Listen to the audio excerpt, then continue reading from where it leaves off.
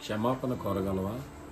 భార్యాభర్తల మధ్య గొడవ వచ్చిందనుకో, ముందు ఎవరు క్షమాపణ చెప్తారు? భార్య చెప్తుందా, భర్త చెప్తాడా? ఇద్దరూ ఒకరికొకరు హెచ్చించుకుంటుంటారు. నేనెందుకు చెప్పాలి, నేనే చెప్పాలి క్షమాపణ. క్షమాపణ కోరే మనసు ప్రతి వారికి చాలా అవసరం. అది చాలా ఆశీర్వాదకరం. ఎందుకంటే సౌలుని అభిషేకించింది సమూయేలు.